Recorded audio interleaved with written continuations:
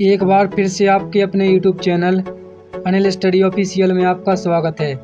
आशा करता हूं कि आप सभी लोग स्वस्थ होंगे, मस्त होंगे और आपकी तैयारी भी बहुत अच्छी चल रही होगी। तो आज का हमारा टॉपिक है आरआरबी एनटीपीसी 2026 के लिए भारतीय संविधान से यानी कि इंडियन कॉन्स्टिट्यूशन से टॉप 40 MCQ क्वेश्चन, जो कि पिछली विभिन्न प्रतियोगी परीक्षाओं में पूछे गए प्रश्नों के आधार पर हैं और आपको यहाँ पर मेंशन किया जाएगा कि वह क्वेश्चन किस परीक्षा में पूछा गया है।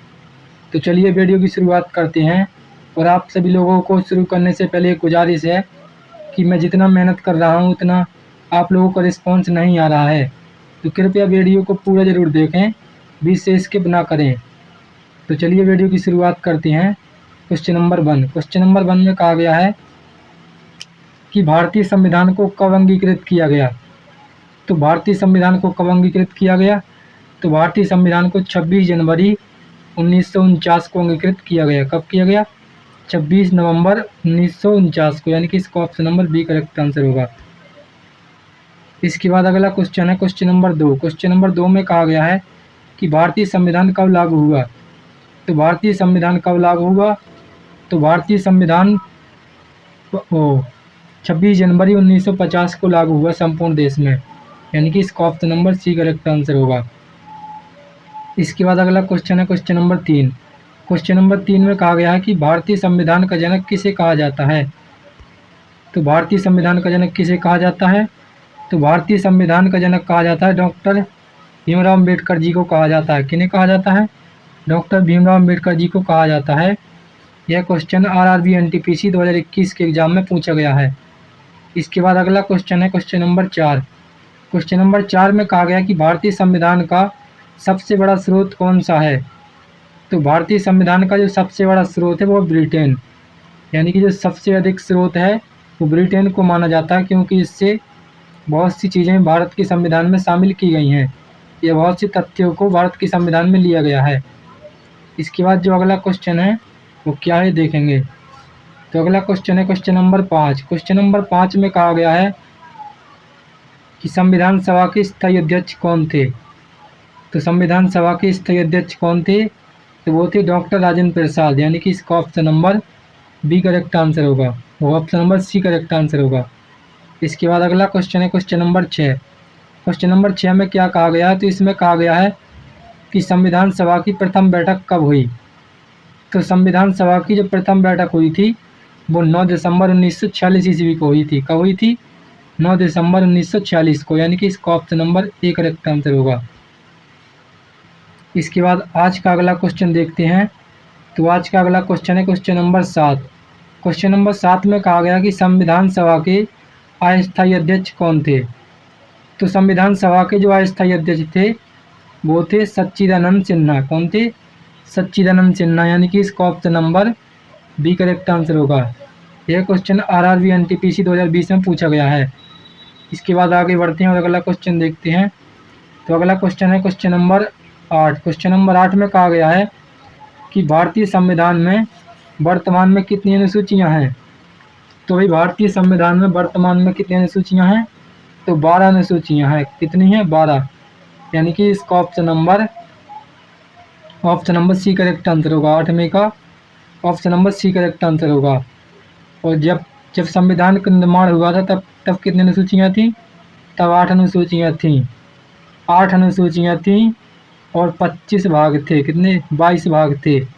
अभी वर्तमान में कितने हो गए हैं, तो वर्तमान में हो गए हैं कितने? 25 भाग हो गए हैं। और पहले कितने अनुच्छेद थे, तो अनुच्छेद कितने थे? 395 अनुच्छेद थे।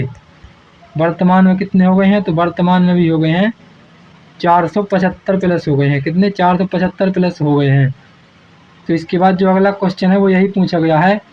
क्या पूछा गया? तो इसमें कहा गया है कि भारतीय संविधान में वर्तमान में कितने अनुच्छेद हैं।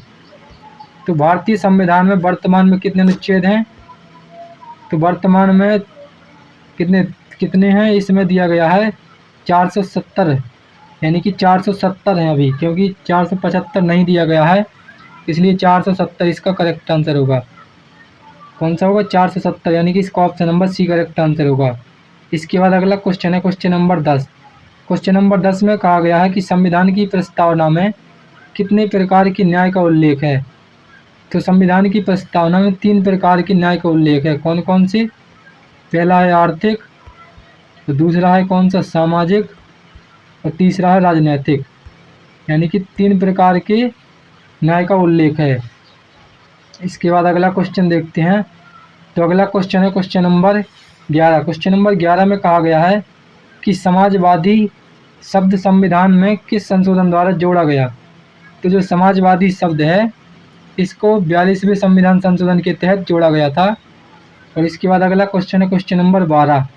क्वेश्चन नंबर 12 में कहा गया कि पंथ निरपेक्ष शब्द किस संशोधन द्वारा जोड़ा गया?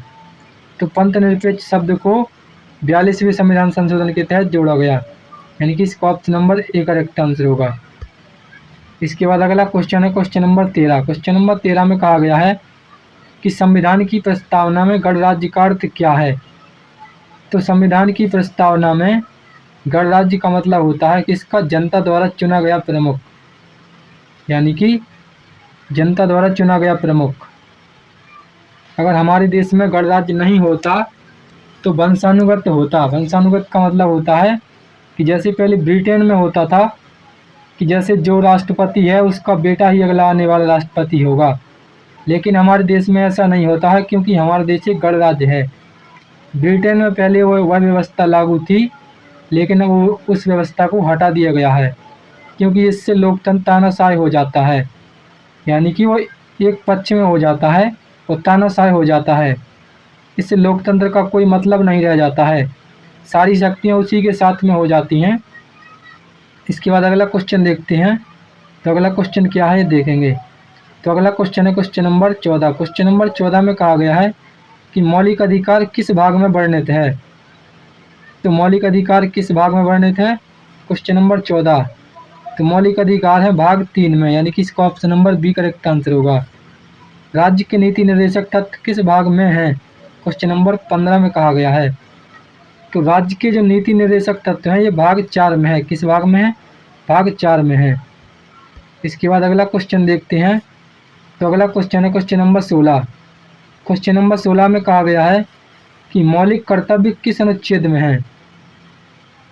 जो मौलिक कर्तव्य हैं ये किस अनुच्छेद में है? Question number 16। तो इसका जो करेक्ट आंसर होगा वो होगा 51A में। किस में है? 51A में, यानी कि इसका option number A correct answer होगा। आगे बढ़ते हैं और अगला क्वेश्चन देखते हैं। तो अगला क्वेश्चन है क्वेश्चन नंबर 17। क्वेश्चन नंबर 17 में कहा गया है कि संविधान का संरक्षक कौन है? तो संविधान का संरक्षक होता है सर्वोच्च न्यायालय। कौन होता है? सर्वोच्च न्यायालय, यानी कि सुप्रीम कोर्ट। इसके बाद अगला क्वेश्चन है क्वेश्चन नंबर 18। क्वेश्चन नंबर 18 में कहा गया है कि संविधान संशोधन की प्रक्रिया किस अनुच्छेद में है? तो जो संविधान संशोधन की प्रक्रिया है इसका वर्णन किस अनुच्छेद में मिलता है? तो इसका वर्णन मिलता है अनुच्छेद 368 में। किस में मिलता है? अनुच्छेद 368 में। इसके बाद अगला क्वेश्चन है क्वेश्चन नंबर 19। क्वेश्चन नंबर 19 में कहा गया है कि भारत में संसदीय शासन किस देश से लिया गया है? तो भारत में जो संसदीय शासन लिया गया है ये ब्रिटेन के संविधान से लिया गया है, यानी कि इसका option number B correct answer होगा। ये क्वेश्चन RRB ग्रुप डी 2022 में पूछा गया है। इसके बाद आगे बढ़ते हैं और अगला क्वेश्चन देखते हैं। तो अगला क्वेश्चन है क्वेश्चन नंबर 20। क्वेश्चन नंबर 20 में कहा गया है कि राष्ट्रपति का चुनाव कौन करता है? तो राष्ट्रपति का चुनाव कौन करता है? तो राष्ट्रपति का चुनाव निर्वाचक मंडल करता है, यानी कि इसका option number C correct answer होगा। इसके बाद अगला क्वेश्चन देखते हैं। तो आज का अगला क्वेश्चन है क्वेश्चन नंबर 21। क्वेश्चन नंबर 21 में क्या कहा गया है? तो इसमें कहा गया है कि भारत का प्रथम नागरिक कौन होता है? तो भारत का जो प्रथम नागरिक होता है राष्ट्रपति होता है। कौन होता है? राष्ट्रपति, यानी कि इसका option number B correct answer होगा। इसके बाद आगे बढ़ते हैं और अगला क्वेश्चन देखते हैं। तो अगला क्वेश्चन है क्वेश्चन नंबर 22। क्वेश्चन नंबर 22 में कहा गया है कि उपराष्ट्रपति राज्यसभा का क्या होता है? तो जो उपराष्ट्रपति होता है राज्यसभा का क्या होता है? राज्यसभा का अध्यक्ष होता है, यानी कि इसका option number B correct answer होगा। और राष्ट्रपति को जो राष्ट्रपति उपराष्ट्रपति को जो भी वेतन भत्ते या सैलरी दी जाती है वो सब राज्यसभा के अध्यक्ष के रूप में दी जाती है। इसके बाद अगला क्वेश्चन देखते हैं। तो अगला क्वेश्चन क्या है? तो अगला क्वेश्चन है क्वेश्चन नंबर 23। क्वेश्चन नंबर 23 में कहा गया है कि लोकसभा का कार्यकाल कितने वर्ष का होता है। तो लोकसभा का राज्यकाल कितना होता है। तो इसका जो कार्यकाल होता है 5 वर्ष का होता है। इसके बाद अगला क्वेश्चन है क्वेश्चन नंबर 24। क्वेश्चन नंबर 24 में क्या कहा गया है। तो इसमें कहा गया कि राज्यसभा एक खाली स्थान सदन है। तो राज्यसभा क्या है। तो राज्यसभा एक स्थायी सदन है, जबकि लोकसभा एक अस्थायी सदन होता है। तो इसके बाद आगे बढ़ते हैं और अगला क्वेश्चन देखते हैं। तो अगला क्वेश्चन है क्वेश्चन नंबर 25। क्वेश्चन नंबर 25 में कहा गया है कि संसद के कितने अंग हैं। तो संसद के 2 अंग होते हैं। कौन कौन से होते हैं। पहला होता है लोकसभा, तो दूसरा होता है राज्यसभा, यानी कि 2 अंग होते हैं। कौन कौन से 2 अंग होते हैं। इसके बाद अगला क्वेश्चन है क्वेश्चन नंबर 26। क्वेश्चन नंबर 26 में कहा गया है कि संविधान का अनुच्छेद 32 किससे संबंधित है। यानी कि जो संविधान का अनुच्छेद 32 है, इसमें किस चीज़ का वर्णन है, यानी कि किस का वर्णन है। तो इसमें है संवैधानिक उपचार का वर्णन है, यानी कि इसका option number B correct answer होगा। इसके बाद अगला क्वेश्चन है क्वेश्चन नंबर 27। क्वेश्चन नंबर 27 में क्या कहा गया है। तो इसमें कहा गया है कि अनुच्छेद जो 21 है किससे संबंधित है। तो जो हमारा अनुच्छेद 21 होता है ये किससे संबंधित होता है। तो ये संबंधित होता है किससे होता है। तो ये संबंधित होता है जीवन एवं व्यक्तिगत स्वतंत्रता, यानी कि हर व्यक्ति को जीवन जीने का अधिकार और व्यक्तिगत स्वतंत्रता दी जाती है। कोई व्यक्ति अपने बारे में कुछ भी सोच सकता है और अपना जीवन सुखमय पूर्वक व्यतीत कर सकता है, यानी कि इसका option number C correct answer होगा। इसके बाद अगला क्वेश्चन है क्वेश्चन नंबर 28।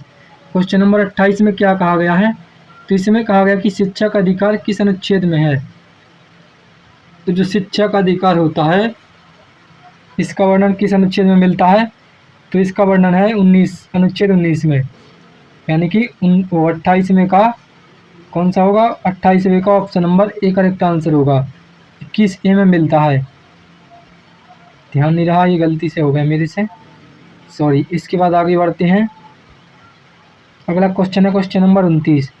क्वेश्चन नंबर 29 में कहा गया है कि राष्ट्रपति शासन किस अनुच्छेद के अंतर्गत लगाया जाता है। तो राष्ट्रपति शासन किस अनुच्छेद के तहत लगाया जाता है। तो राष्ट्रपति शासन को अनुच्छेद 356 के तहत लगाया जाता है। किस अनुच्छेद के तहत। 356 के तहत राष्ट्रपति शासन को लगाया जाता है। इसके बाद अगला क्वेश्चन है क्वेश्चन नंबर 30। क्वेश्चन नंबर 30 में कहा गया है कि राष्ट्रीय आपातकाल किस अनुच्छेद में है। तो राष्ट्रीय आपातकाल किस अनुच्छेद में होता है। तो राष्ट्रीय आपातकाल अनुच्छेद 352 में होता है। किस में होता है। 352 में होता है। इसके बाद आगे बढ़ते हैं और अगला क्वेश्चन देखते हैं।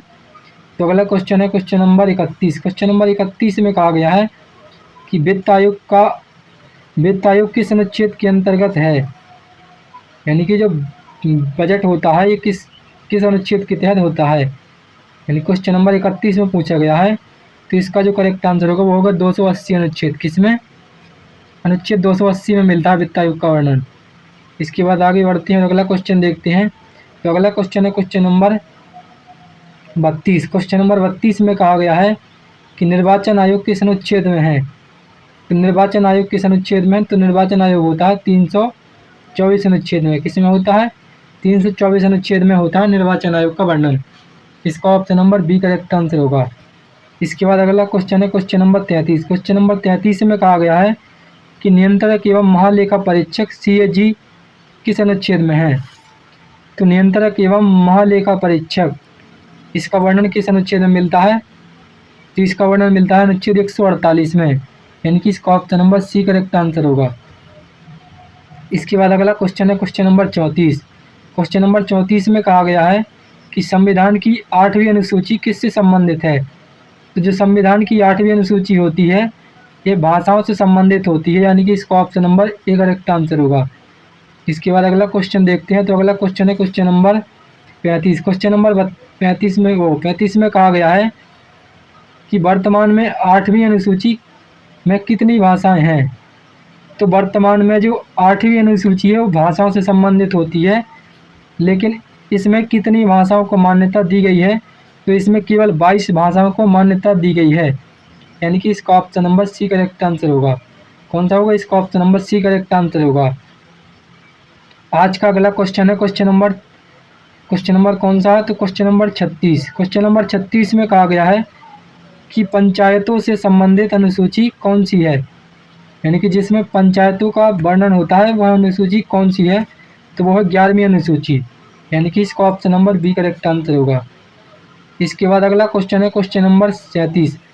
क्वेश्चन नंबर 37 में कहा गया है कि नगर पालिकाओं से संबंधित अनुसूची कौन सी है, तो नगर पालिकाओं से संबंधित जो अनुसूची है वो कौन सी है, तो वो है कौन सी अनुसूची, वो है 12वीं अनुसूची।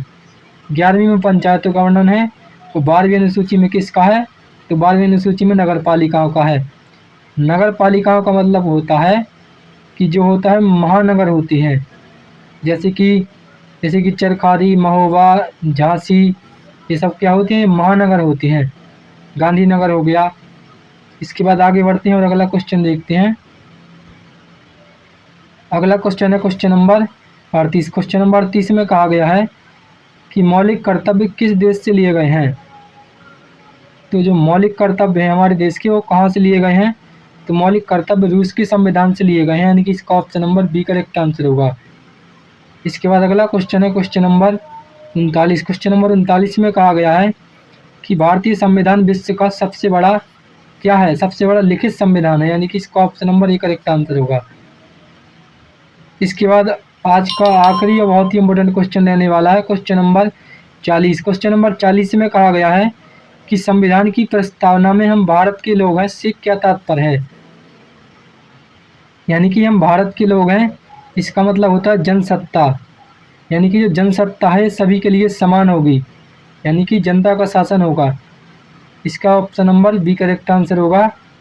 तो आशा करता हूं कि आप सभी लोगों को आरआरबी एनटीपीसी जनरल अवेयरनेस के लिए जो संविधान से संबंधित टॉप 40 एमसीक्यूज अभी हमने आप लोगों को बताए हैं, ये आप लोगों को अच्छी तरह समझ में आए होंगे। तो इसी प्रकार की बेस्ट एजुकेशनल वीडियो के लिए हमारे चैनल को सब्सक्राइब करें, वीडियो को लाइक शेयर कमेंट करें। तब तक के लिए धन्यवाद, मिलते हैं नेक्स्ट वीडियो में।